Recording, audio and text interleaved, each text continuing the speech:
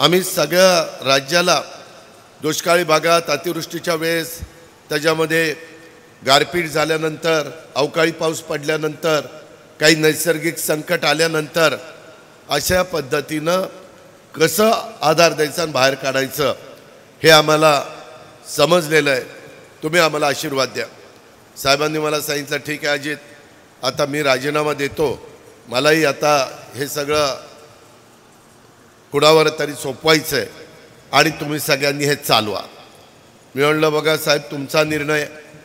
मित्रांनो, मला काहींनी सांगितलं तुमचं जरा साहेबांच्यावर प्रेम आहे, तुम्हाला असं वाटतं की दादानी ह्या वयात साहेबाला सोडायला नको होतं। मी सोडतच नव्हतो। मी म्हणत होतो की तुम्ही घरी बसा, तुम्ही तब्येतीला सांभाळा, आम्हाला मार्गदर्शन करा, कुठं चुकलं तर कान धरा, कुठं आणखी काही सुचवायचं असेल तर सुचवा। जसं मी 30-32 वर्ष तुमचं ऐकत आलो आहे, तुम्ही म्हणाल ते आम्ही करत आलो आहे। 2004ला मुख्यमंत्रीपद आपल्याला मिळत होतं, तरी साहेब म्हणले घ्यायचं नाही, नाही नाही।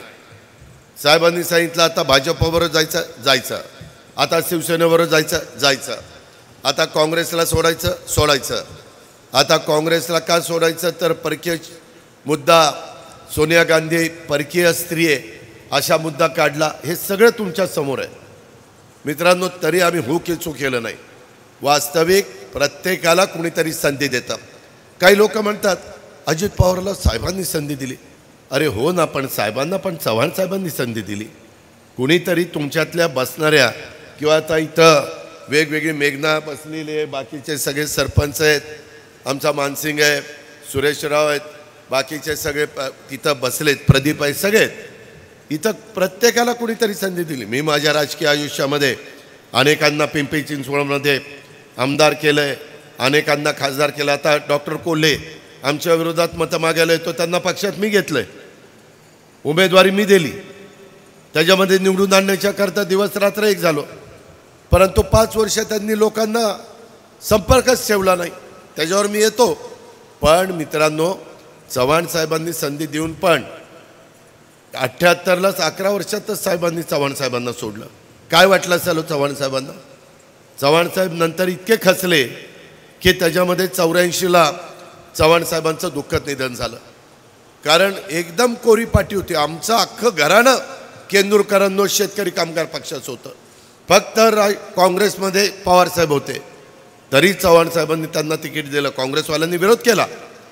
आम्हाला आजी आजोबा सांगायचे की बाबा का तर हा इतका तरुण मुलगा, लग्न पण न झालेला, पण चव्हाण साहेब म्हणले एक जागा कमी झाली तर काय बिघडत नाही, काँग्रेसच्या 200 जागा निवडून येतात।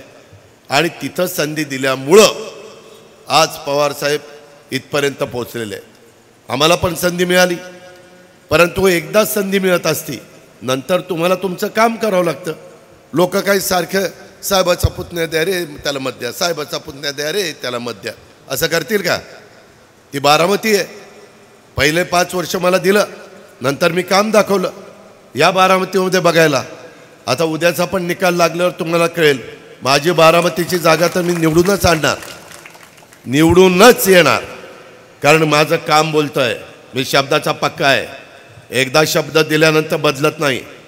असंच मला मीटिंगला घेऊन गेले आणि सांगितलं की आपल्याला अमित शहा, पवारसाहेब, मी, प्रफुल्ल पटेल, देवेंद्र फडणवीस आणि सांगितलं की आता देवेंद्र मुख्यमंत्री तो उपमुख्यमंत्री, सरकार बनवायचं, कुठलं पालकमंत्रीपद कुणाला काय सगळं ठरलं।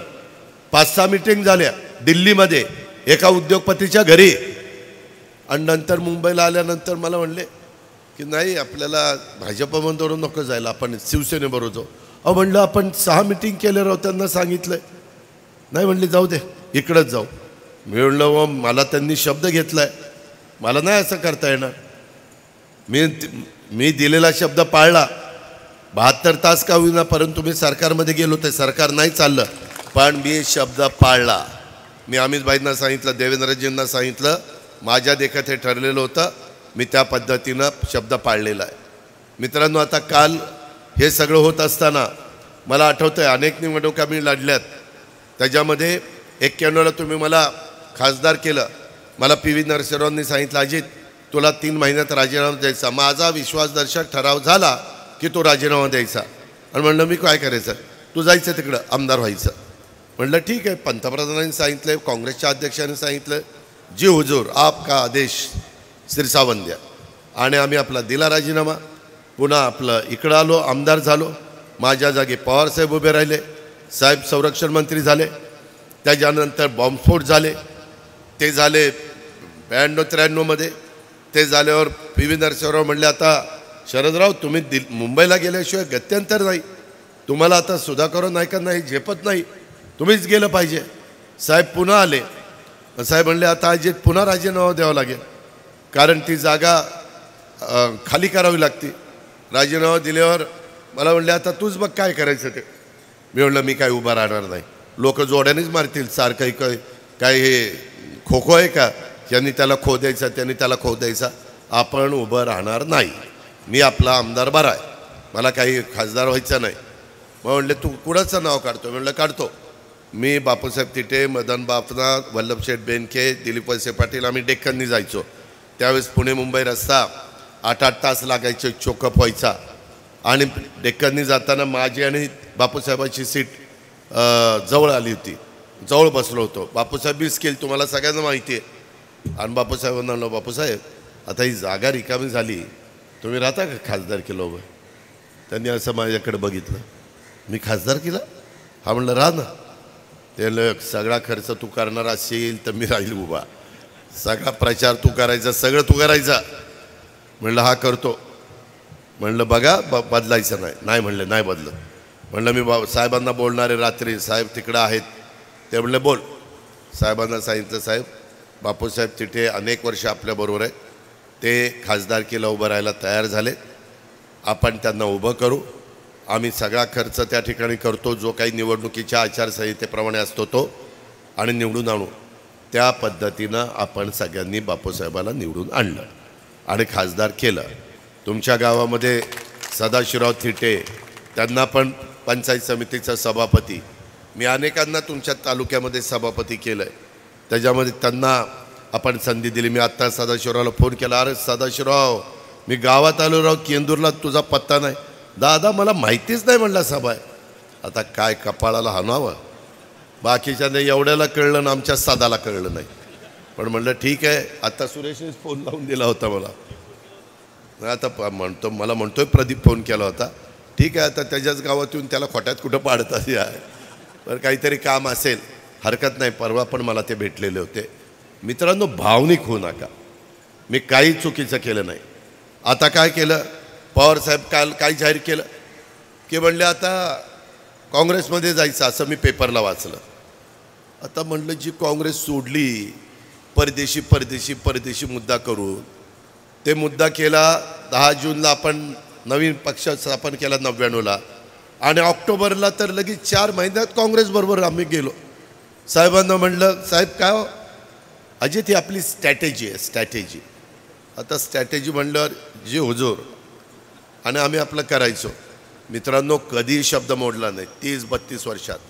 मला सांगा आता मी पण 60च्या पुढे गेलो राव, किती दिवस आम्हाला कधीतरी चान्स आहे का नाही, आम्ही काही चुकीचं वागतो का. त्यामुळं भावनिक होऊ नका. तुमचे प्रश्न तुम्ही बारामतीच्या पण लोकांना विचारा. आम्हाला पवारसाहेब आमचं दैवत आहे त्याबद्दल दुमत नाही, परंतु प्रत्येकाचा काळ असतो. कुठंतरी 80 वर्षाच्या पुढं गेल्यानंतर नवीन लोकांना संधी द्यायला पाहिजे. केंदूरकरांनो, मी जर साहेबांचा मुलगा असतो तर मला संधी मिळाली असती का नाही, असती का नाही, मिळालीच असती.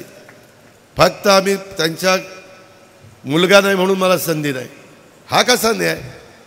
आम्ही दिवस रात्र राव काम केलं, सगळा जिल्हा सांभाळला.